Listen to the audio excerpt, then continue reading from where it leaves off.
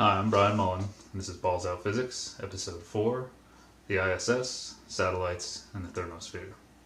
When I first started researching flat Earth theory, one of the first things I had to accept if I was going to even think about the possibility would be that NASA and all of the photographs or composites, as they are actually called, or in video, whatever you want to call it, from space is fake.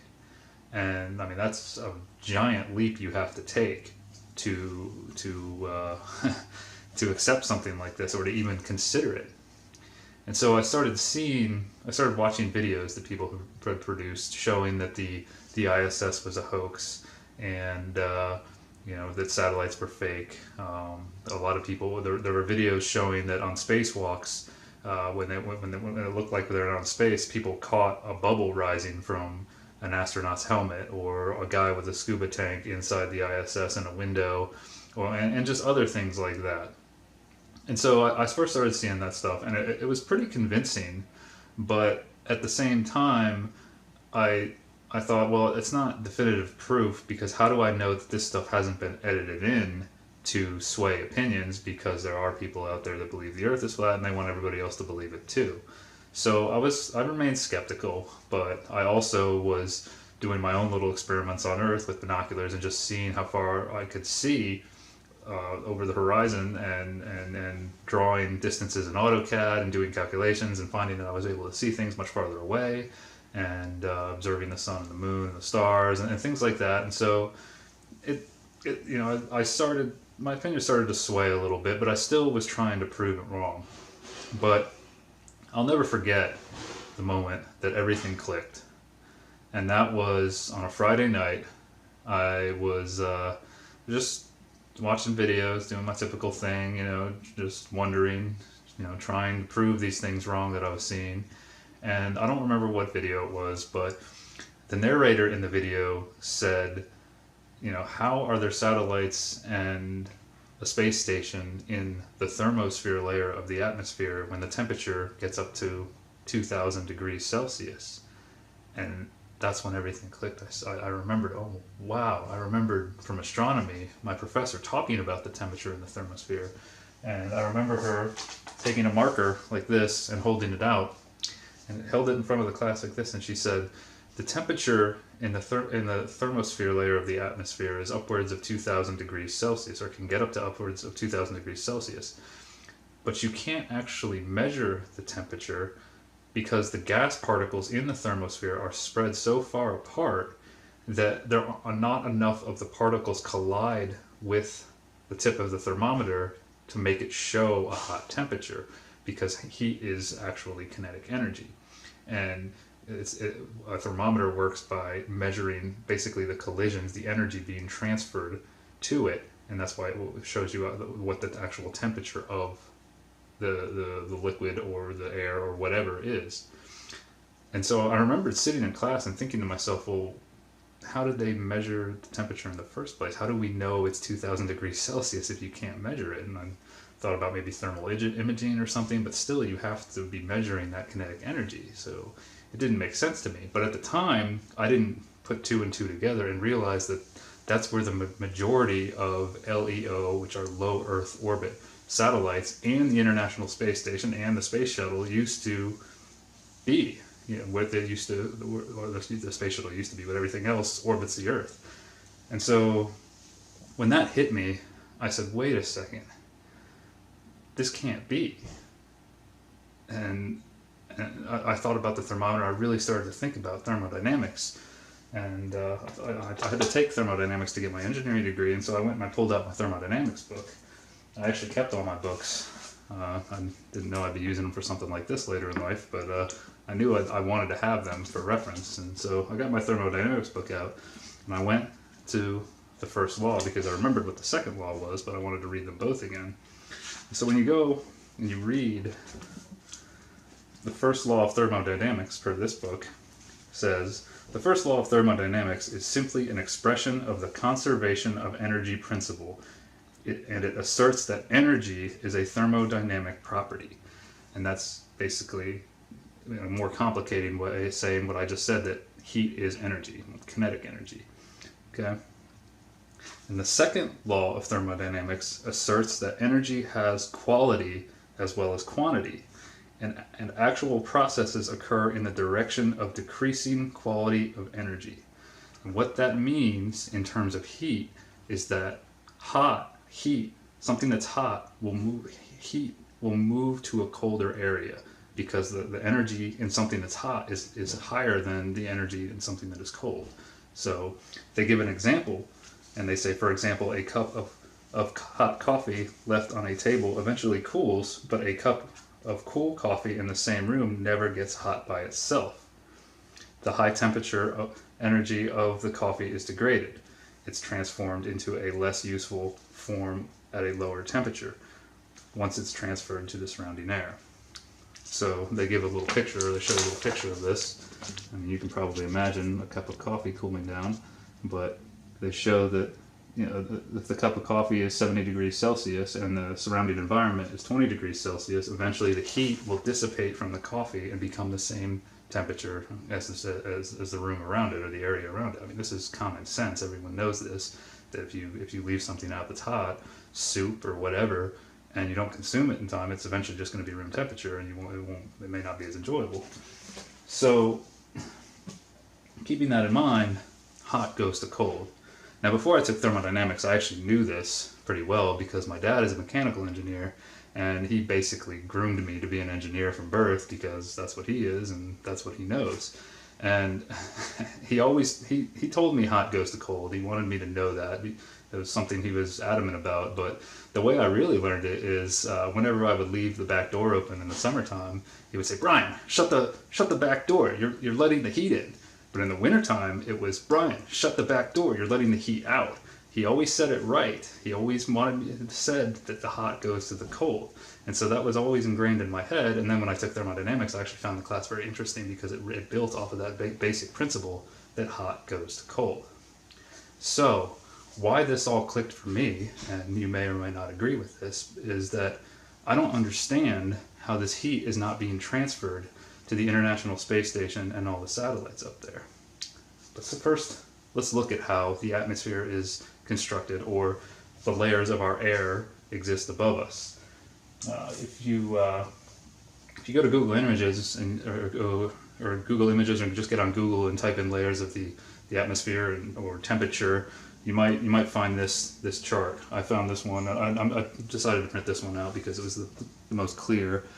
They vary with elevations and where the delineation lines are, but I'm just going to use this one to explain this. Okay, so basically there's 5 layers of the atmosphere, or of our air.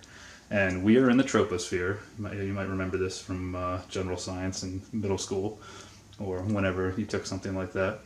And when you go up in elevation in the troposphere, the temperature decreases. If you go up in the mountains, it starts to get cool. You might have experienced this. I mean, it's very common knowledge that as you go up into the mountains, the temperature gets cooler, and that always seems kind of strange, right? Because you're getting closer to the sun. But there's reasons for it. I'm not going to get into that in this video, but the temperature gets colder and colder, down to around negative 50 degrees Celsius at about 10 kilometers over here. And then you get into the stratosphere, and temperature actually starts to increase a little bit, which I always found kind of strange, that it goes back up, and up to about 50 kilometers. And then you get to the mesosphere, and then the temperature starts to decrease again as you get into the next layer.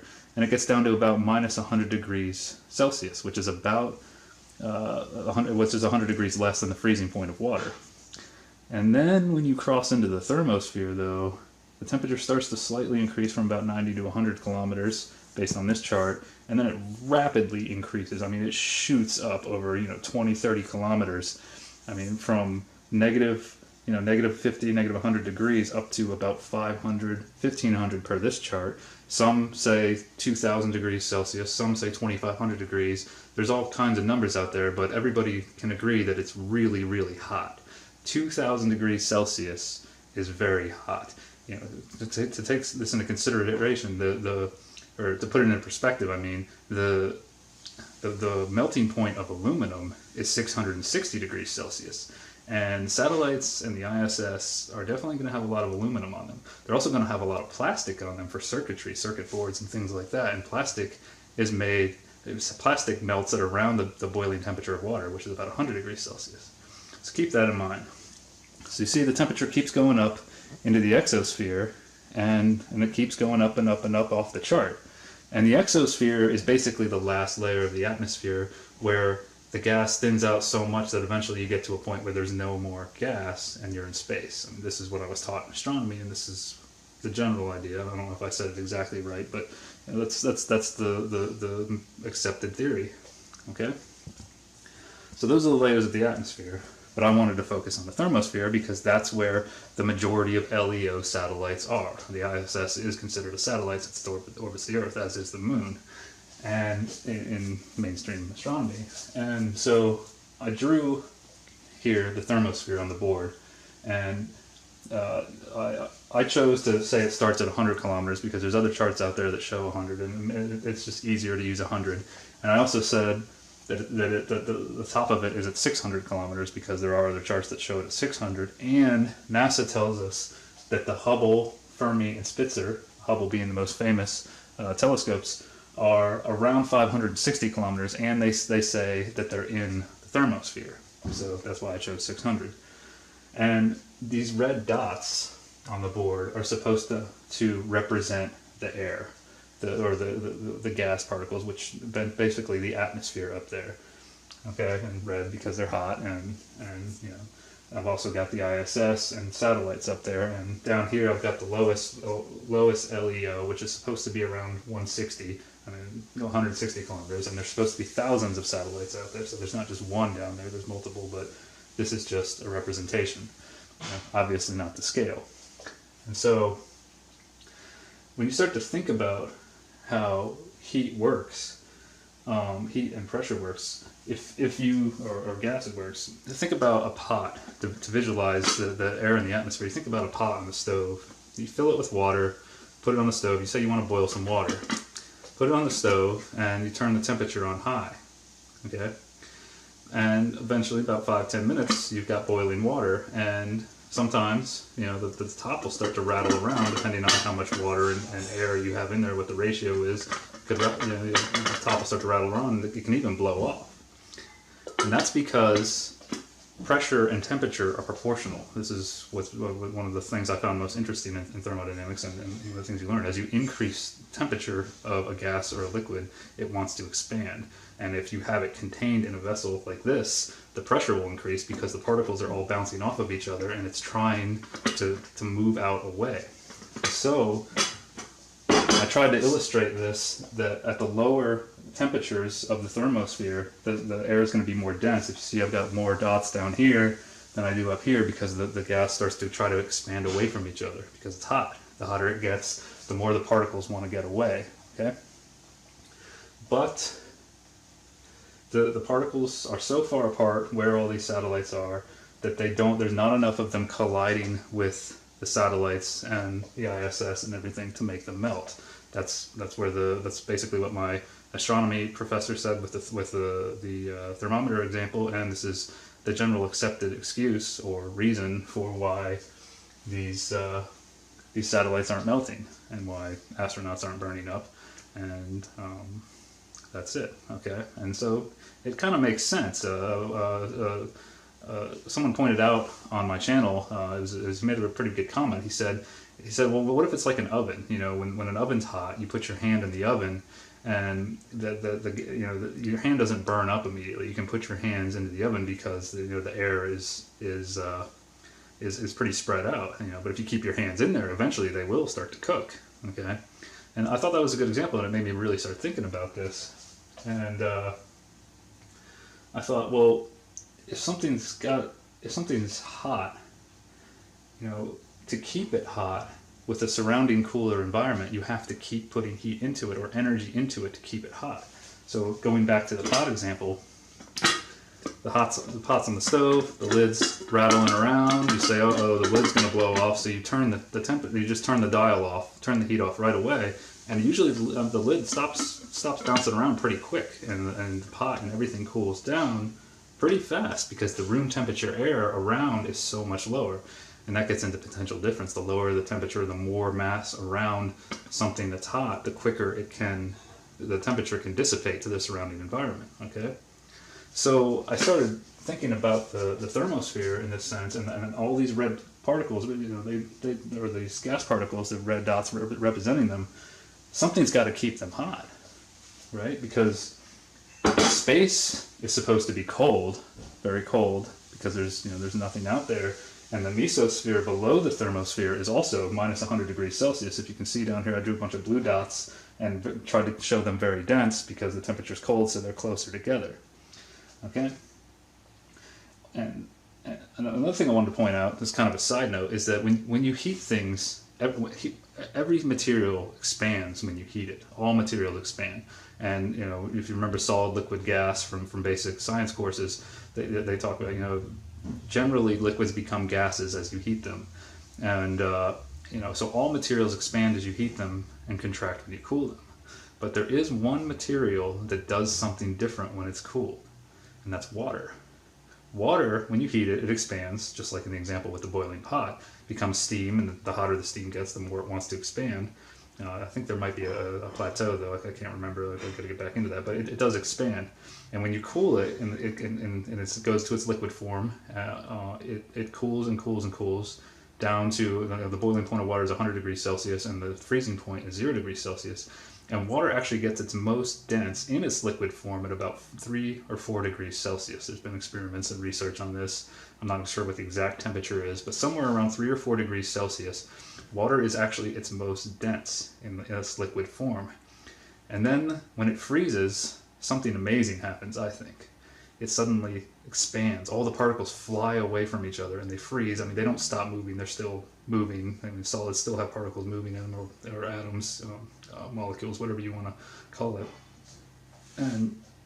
But the water freezes and becomes less dense, and that's why it floats, because it's less dense than the water. That's pretty amazing when you think about it. I mean, water makes up our bodies, and 75% of the Earth, 75% of our bodies, 90%, and some people say. I mean, it varies, and it's the life giver, in my opinion, of all materials. I mean, we have to have water, and it does this amazing thing that nothing else does. I'm getting a little off track there, but I think that's a very interesting side note and something to keep in mind when you're thinking about things heating and cooling. Okay, but back to the thermosphere. Okay, there's gas here, and there's air in the thermosphere, represented by these particles, and they're hot, really hot. You know, as you get up to the top, you know, they get around 1,500, 2,500 degrees Celsius, as I've written up here, and they get into the exosphere. The air particles are still hot, but they're very far, they're spread apart, and not enough of them are colliding with the objects that are up there, so that's why we're told that they don't burn up. Well, something's got to be keeping the thermosphere hot. And what is that? Well, obviously it's the sun, because that's what's supposed to warm the Earth. But that's also kind of questionable, because you know, the reason that heat isn't transferred to the satellites is because the air particles are too far apart. Well, in space, there's supposed to be no air, no gas particles. You know, okay, I had to cut, but there's no air in space, right? And so keeping this in mind, with the particles being too far apart to transfer heat to the satellites in the space station, how does heat from a sun that's 93 million miles away travel through the vacuum of space to get to Earth and warm the Earth? That was always a big question for me, and it doesn't make a lot of sense, but it is accepted that electromagnetic waves can pass through space or through a vacuum. Okay, and light in astronomy, that term covers the whole electromagnetic spectrum. And to give you an idea from my astronomy book, here's the electromagnetic spectrum up here at the top. And you can see it's made up of visible light, which is the rainbow in the center, and that's a very, very small portion of the spectrum. And then there's ultraviolet, infrared, X-rays, gamma rays, and radio waves, of course. And you know, radio waves need to be able to travel through space for NASA to communicate with the space station, right? Or with the space station and Apollo missions, whatever. That has to be true for communication to be true. And so, to get an idea, you know, of how this would warm the Earth, in my book there's another image that shows, I'll turn it this way, which which how much of light or the electromagnetic spectrum gets to Earth. And as you can see, only visible, a little bit of ultraviolet and radio waves can get to Earth through the atmosphere. So by that logic, you would assume that with the atmosphere absorbing the gamma, X-ray, ultraviolet light, that's what's heating the atmosphere. That's what the particles are absorbing and warming, and that's what we're told. That these particles absorb that light, and that's what makes them warm. Okay, that's how they stay warm. Now, as I said before, you have to keep heating the system for it to stay hot, or the heat's going to try to dissipate and go into the mesosphere or to space. Right? Well, how come the electromagnetic waves or light that's hitting these satellites isn't heating them up? They're there too. Something else to consider is if you've ever seen the movie Apollo 13, to kind of get on a side note, but this is related. In the movie Apollo 13, they don't make it to the moon, and they have a malfunction, and the whole movie is about trying to get them back to Earth, and supposedly this is a true story. Well, in the movie, on the way back, they're running low on battery power, and to conserve energy, they turn off the heater, and then all of the astronauts get very cold. Well, if you think about that, if the spaceship or the Apollo 13 ship is between the moon and the Earth, it's being bombarded by light. It's not shielded by an atmosphere or anything. So wouldn't it be really, really hot? Well, I guess since these things don't get hot, same logic. But then also, how does it get cold? It's a two-way street. If there's no air out there for the heat to radiate into, to move through conduction or convection, how does heat leave the Apollo 13, right? How did it get cold? It's got to have something to move through. Only light can transfer energy through space, as we're told. On Earth, you have to have some kind of medium for it to travel through. This is common accepted truth. The heat has to move through something unless it's light. And so the same thing goes for the space station. How does heat that builds up inside the space station get out? Right? Inside the space station you have astronauts, which the temperature of a human being is 98.6 degrees Fahrenheit, which is warm. I'm familiar with that scale, living in the United States, and that's pretty warm. That's actually hot. If it was 98.6 degrees in this room, I would be sweating, and so would the astronauts. And then you have electrical current flowing through wiring. Anytime electrons flow through anything that generates heat. And all kinds of systems on the space station. How does the heat get out of the station if there's nothing to dissipate it through? Right? There's no collision. There's not enough collisions with these particles to transfer heat into the station. So how does that heat get out? It would be really warm, if not hot, inside the station. And then when you think about it, that means that there's some kind of barrier here.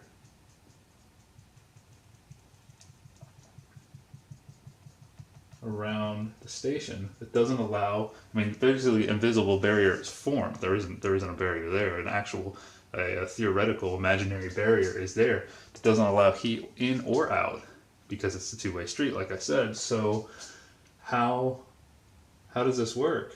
They have to have a set temperature before they even get into the thermosphere. There has to be a nice, room temperature in the United States is usually 72 degrees Fahrenheit. And they look like they're in an environment like that when they're on the space station and wearing collared shirts and pants. Most of them, they probably want something that's comfortable so they're not sweating, and they look fairly comfortable. So how do they set that temperature? Heat can't go in or out. So going back to the electromagnetic waves and it's hitting these satellites, but they don't get hot. But if these gas particles absorb light and energy and get warm, these satellites are made of metals and very dense matter, and they're cool. They're going to absorb that light too. How do they not absorb the light? How does it choose to only warm the atmosphere but not the satellites? And not the Apollo spacecraft, or not any of the probes that have been out in space that are getting hit by direct sunlight? It doesn't doesn't add up to me. It defies logic. And another thing to think about is these black lines here are supposed to represent the solar panels on the ISS. You can look up an image of it on Google if you want to see it. I didn't draw a perfect picture of it, but that's generally what it looks like. Solar panels absorb light to create electricity. And if the temperature gets up to 1500 to 2500 degrees Celsius up here, let's say it's 1500 as I've got over here, I'm just taking approximate temperatures based on that chart I showed at this elevation. I've got 1000 down here for the LEOs. Those solar panels absorb electricity, or absorb light to make electricity. And they can work in 1500 degrees Celsius temperatures. That's very, very hot. And okay, let's say they can. And they're getting hot and they're connected to the station. Shouldn't they be transferring heat into the station? I mean, through the matter that they're connected with? I've heard people say that the satellites and the ISS have like a reflective material on them that reflects the light. Okay, but that would work for the station, but what about the solar panels? They are absorbing the heat, and the heat, if you hold a steel rod and you light a fire under one end of it, eventually the heat will travel through to the colder end of the steel rod on the other side. Metals conduct heat. I mean, basically all matter does. So heat will distribute itself through all matter. Hot goes to cold. It'll go to the colder pieces of matter. So how does this work? And if there is really a reflective material that can then reflect the light back off of you, I want clothes made out of that for an August day in Florida, because when the sun is on you in August and early September in Florida, it is miserable here. It is very, very hot and it's humid. Yes, the ambient temperature around me is also warming me, but when I go in the shade, it's cooler. So if you can get this reflective material, I really want some. I want a hat made out of it, everything. Of course, they'd probably say it's very expensive. So this, in my opinion, defies the second law of thermodynamics. And we write laws. Science says something's a law. I don't agree with this, but we basically say that nature has to follow that law all the time. I think that's a little arrogant for us to do, but that can be seen in the whole theory of dark matter. That dark matter is theorized because galaxies appear to spin so fast that there's not enough mass in them that defies the law of conservation of angular momentum. So we have to theorize that there's dark matter to obey our laws of science. But this is disobeying the second law of thermodynamics. So we're contradicting our methods of analysis here and acceptance.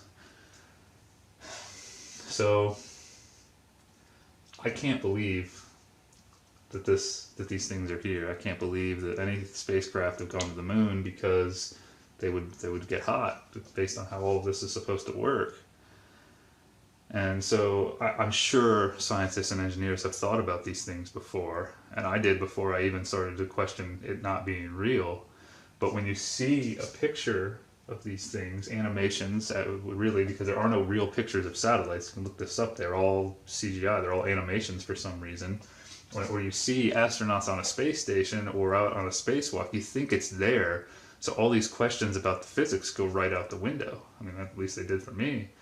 But then when I say, well, wait a second, what if they're faking it? Then all of this comes roaring back. And you put the two together, and it really starts to seem like we're being lied to here. And I have to admit, it broke my heart when I realized all this, when all this clicked for me. I don't want to believe that this isn't there. I used to be such a space nerd, and I went and saw The Martian actually after I filmed my last Balls Out Physics series, and I got really depressed after I watched it, to be honest. Within the first hour of the movie, I was sad. I missed the idea of humanity getting off of Earth and exploring the stars, but logic, I'm not going to let my emotions overpower my logic, because then I'm just lying to myself. And that's just silly. And I really hope that most people out there aren't doing that, because logic, we need to use logic here. And so go check out these hoax videos. Go think about things like when they're out on a spacewalk, they are always looking at Earth. They never have any equipment on the other side of the space station looking out into the great void of space. Well, people say that's because you can't film the fourth wall, or because, I mean, that would be hard to fake, I think, too. And then there's other things like, you know, the inside shots when they're showing the astronauts. People point out that they look like they're harnessed, and if you think about it, you could fit every inside shot of the ISS we've seen could fit inside a 767 or 777. So you could use a combination of harnesses and a zero-G plane, diving and climbing at the right angles to create the zero-G effect. Because you can buy tickets to go on a zero-G plane, and I mean it's expensive, but you can do it and experience weightlessness. And we have videos from the inside of those planes. And those are a good thing to watch and to compare to some of the footage we see from live interviews with astronauts. Apparently Scott Kelly allegedly just returned from space after almost a year up there. And one thing I notice about him when he does his live interviews, or when he was allegedly on the space station, is that he always liked to end his interview with a backflip or a front flip, you know, to show off that he's in space. But he's bald, and when he did that, you notice his face and his head get red. Well, he's supposed to be in space. He's supposed to be weightless.